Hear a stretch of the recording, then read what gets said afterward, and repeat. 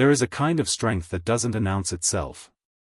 It shows up before sunrise, sweeps a yard no one will compliment, plants a garden no one will praise, and holds a piece of land together with nothing but the refusal to quit.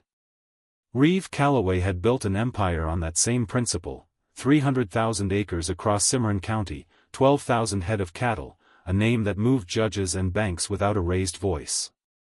He had seen everything the frontier produced. He had never seen anything like what he found that October morning. He rode the long trail back from Cedar Falls alone, the way he always rode when inspecting water. Cattle he trusted to his foreman. Water he checked himself. In that country, water wasn't a resource, it was the difference between an empire and a graveyard. And Reeve Calloway had not built what he built by delegating what mattered most. The sky sat low and gray. His stallion moved steady beneath him. He almost missed the ranch entirely. It sat below the trail line, tucked behind dead cottonwoods. The house was bleached pale as old bone. The south fence was gone. The porch rail had caved. Boards were missing from the barn wall. But the yard was swept clean, that morning clean, a thin line of dust still hanging in the still air, like proof of someone who had risen before the cold and done the work anyway. Reeve stopped. Then he saw the garden.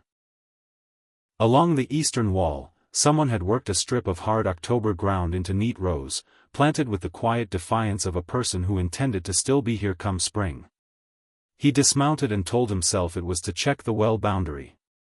He knew that was a lie before he finished thinking it. The front door stood open.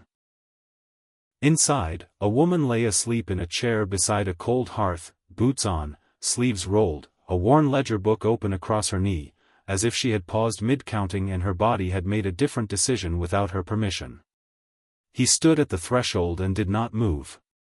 He looked at the swept yard, the stubborn garden, the open door, and something in him went very quiet.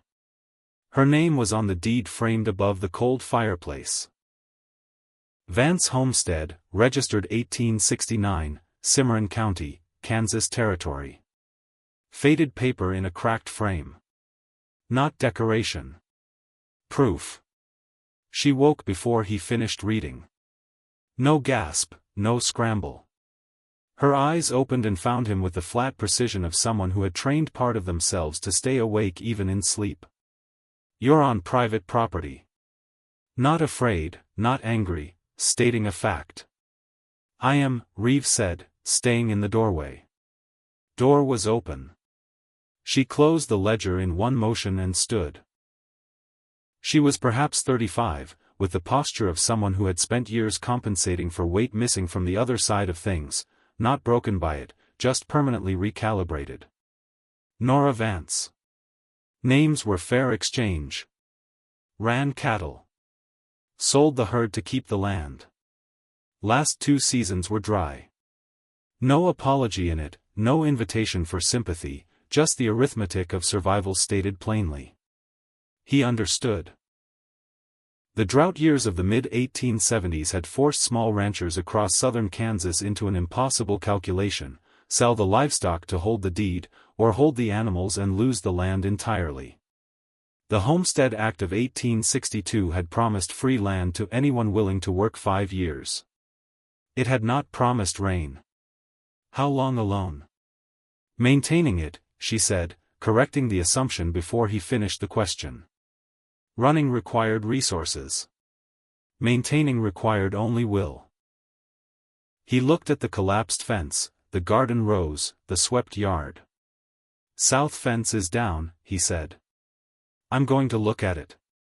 She hadn't asked him to. He went anyway. 3 sections gone, 2 more failing. The original work had been solid, good post depth, correct wire gauge. Time had done what neglect finishes. Before 1874, a broken fence was inconvenience. Then Joseph Glidden patented barbed wire, and the open range began its slow death. Fencing became survival. A gap in your line wasn't just a gap, it was an invitation for boundary disputes, drifting herds, and the particular kind of neighbor who arrived with a surveyor and a lawyer to clarify things in his favor. Nora Vance's fence was not a small problem. When he returned, she was hoeing between garden rows with the focused economy of someone rationing energy across a long day. Her hands were raw at the knuckles, the kind of rawness that builds over weeks, not days. 3 sections gone, he said. Any stock you bring in this spring drifts onto Cooper's pasture inside a week. She already knew. She kept hoeing. What would it take to fix it? Pricing a problem, not asking for rescue. 6 days, 2 men, $40 in materials. She didn't answer. $40 was not a number she had. I'm not offering to pay for it, he said. I'm offering to send the crew in exchange for something. Hear me out first, then decide. They sat on the porch. He laid it out clean: winter lease on the East Creek water rights, 8 weeks of cattle movement for 3 years, fair market rate, plus the fence crew, plus a barn roof repair before freeze. Why not just buy the parcel, she asked. That's what men with your name do. Because it's not for sale. How do you know I don't want to sell? He looked through the open door at the deed on the wall. Because you hung the title where you could see it every morning. Something shifted in her expression, not warmth, but recognition, the look of someone accurately read who is deciding whether that's a comfort or a danger. In writing, she said, with a termination clause if your cattle damage the creek bank. He pulled a notebook from his coat and wrote the clause on his knee, right there on the porch. She read it twice, then a third time. Then she nodded. The fence crew arrived at first light, 4 men, a loaded wagon, a full week of materials. Nora was already outside. She pulled a post-hole digger from the wagon bed and carried it to the south line without a word. The foreman, Aldous, looked at her once and nodded with the quiet respect working people extend to other working people when no explanation is required. She worked the line with them all morning. By midday, her shoulders ached in a way that reached bone, but she reset her grip and kept moving. A section she'd calculated for 6 posts needed 7. The ground had shifted more than she'd measured. She pulled the extra post herself and didn't mention the error. Reeve arrived the second afternoon with a signed lease, notarized, 2 copies. She read it standing in the field, 1 boot propped on a newly set post. You added a drainage clause, she said. Cattle traffic on a creek crossing without drainage management degrades the bank in 2 seasons. Something she hadn't thought to ask for. It protects you, he said simply. That evening, Aldous told her what Calloway had said before the crew left his ranch: she'll know more about what that place needs than you do. Listen when she speaks. Nora held that information quietly, turning it over the way she turned everything. He hadn't sent a crew to work on her ranch. He'd sent them to work with her. That night she stood in the repaired barn with a lantern, checking every rafter and joint, fresh pine and old hay, warm light on new walls. 3 months ago, her only promise to herself had been, survive the winter, keep the deed, face spring with her name still on the land. She blew out the lantern and walked back through the cold dark, 1 breath deep and slow, rising pale against the night. Then she went inside and loaded her father's Colt Navy revolver and set it on the ledger where she could reach it. Some promises required more than will to keep. November arrived hard. The first freeze locked the ground overnight. Nora was banking the garlic rows in straw when she heard a horse in the yard, a showy roan with silver-trimmed tack that had no business in working country. The man dismounted without being invited. Gerald Pell, Land Acquisition. I've been authorized to make you a serious offer. Nora set down her straw fork. I've heard of Pell. Good news travels. The news I heard wasn't good. Pell worked the space just inside the law. Not a forger, not violent on the surface, but precise about finding ranchers at their lowest and presenting terms that looked fair until the details consumed them. He'd acquired 11 parcels in Cimarron County in 2 years, most from widows or drought-broke homesteaders who hadn't understood what they'd signed.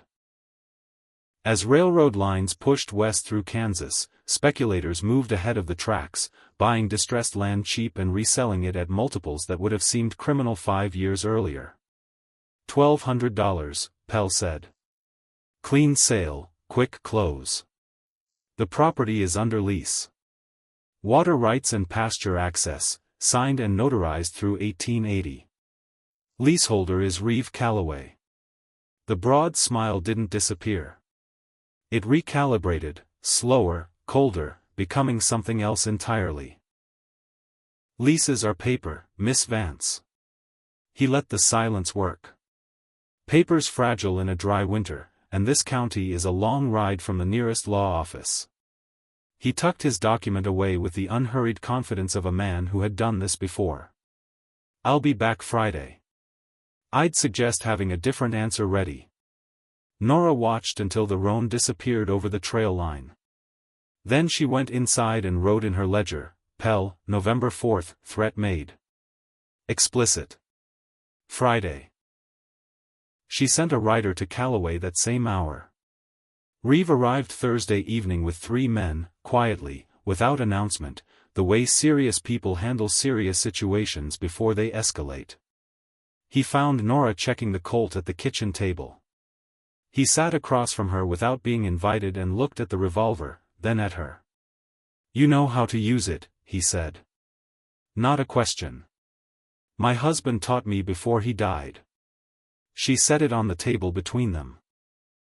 I'm not hiding in the house while Pell burns my fence. Reeve looked at her for a long moment.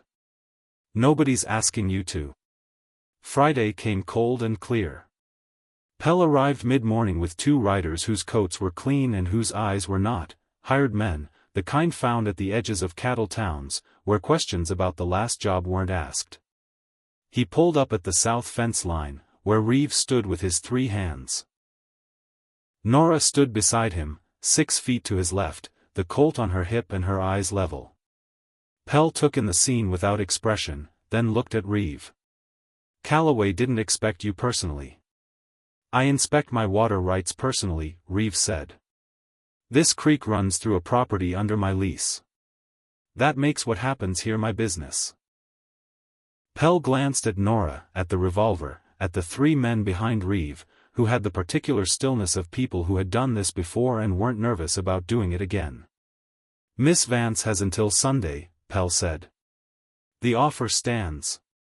The offer is declined, Nora said. Her voice carried across the cold field without effort. It was declined Monday. It was declined when you threatened me. It's declined now. This land is not for sale, and the next time you ride onto it, I will have the county sheriff here to meet you. A long silence. One of Pell's riders shifted in his saddle. The other stared at a fixed point somewhere past the fence line. Pell looked at Reeve once more, measuring, calculating, and found nothing to work with. He touched the brim of his hat, turned his horse, and rode. Nobody said anything for a moment after the sound of hooves faded. Then Aldous, standing behind Reeve's left shoulder, said quietly, That's the first time I've seen Pell leave without the paperwork. Reeve glanced at Nora. She was already walking back toward the house. Word traveled fast in that county.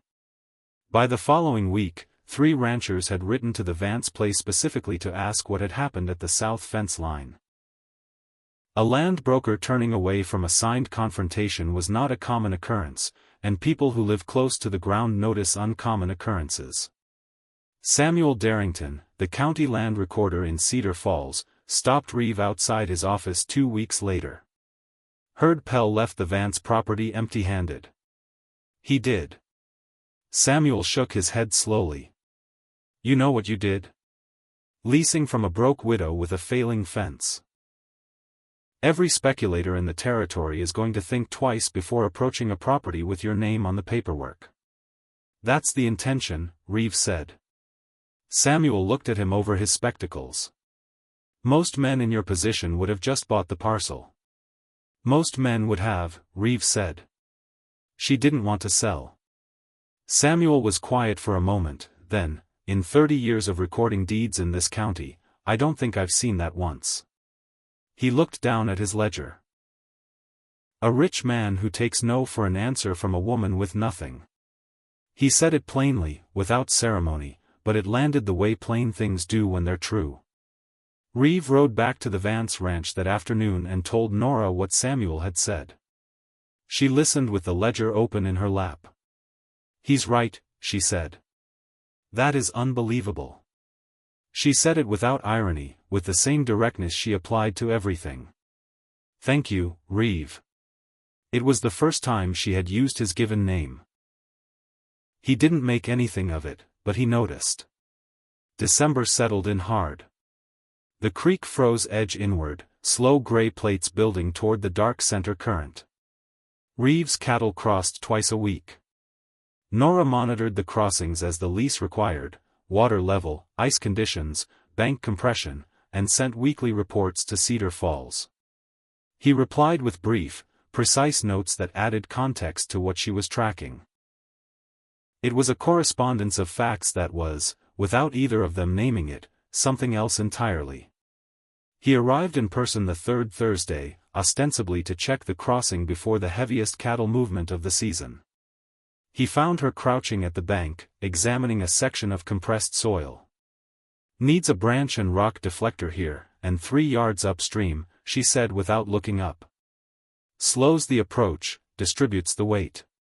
He crouched beside her. She was right. The technique was used by experienced ranchers across the territory to protect high-traffic stream crossings, practical knowledge that lived in people rather than books. They stood. Neither moved away with the hurry of someone who found the proximity uncomfortable. These reports, he said. In 10 years, whoever works this land will know exactly how this crossing behaves. That knowledge usually dies with the person who holds it. You're making it survive. She looked at him. You've been thinking about who works this land in 10 years. I have, he said. The wind moved through the cottonwood stands. The cold was deep and honest, the kind that clarifies rather than confuses. Miss Vance, he said, in the register he used to open a negotiation, but slower, I'd like to discuss whether the arrangement between us might take a different form. Something permanent. She held his gaze without looking away. You're talking about more than the lease. I am. She did not answer immediately. She never answered anything that deserved consideration with anything less than consideration. She answered him 3 days later, Tuesday morning, frost on the grass, no ceremony. She rode to his ranch, tied her horse at the gate, and walked to where he was working on the north pasture water tank. He saw her coming and waited. I have conditions, she said. Something moved through his expression, quiet, warm. The Vance deed stays registered separately. The 320 is mine, my name, my title. Agreed. I manage the East Range records. The ledger system stays intact. I'd expect nothing less. And I don't become an ornament. If I'm part of this operation, I'm part of it. He looked at her steadily. I told my fence crew you'd know more about that ranch than they would. I've known what I was looking at since October. The silence between them held more than words could carry. Then we're agreed, she said. He extended his hand. She shook it firm and clean, the same as the first time, not relief, not rescue, the steady confidence of someone who had read every clause and found the term sound. Spring came the way it always had, slow, testing what the winter had left standing. The garlic pushed through the straw first. The fence line held true. The barn roof shed snowmelt without a gap. The creek bank showed none of the degradation that had threatened it in November. And on the first page of the new spring ledger, the heading had changed, Callaway Vance Ranch, Cimarron County, Spring 1878. Nora was turning the first garden row of the season when she heard Reeve's horse in the yard. She looked up with the easy recognition of someone who knew who was coming and found the sound welcome. He walked to the garden edge. Beans this year? Beans and squash, rotating off the rye ground. He nodded. Sound decision. They stood in the early spring light, two people who had built something carefully, condition by condition, repair by repair, not out of rescue, not out of sentiment, but out of the recognition that some things work better together than apart. There is a kind of wealth that doesn't announce itself with silver-trimmed tack or witnessed ledgers. It announces itself in a swept yard at first light, in a fence line that holds through the first cattle push of spring, in the handwriting of two people who understood that the strongest agreements are built on respect, not need, not desperation, not fear of a man who arrives with a smile and a document and a threat about dry winters. Callaway Vance Ranch, 320 acres, registered jointly, permanent. That deed was not on the wall. It didn't need to be. Both of them knew exactly where it was.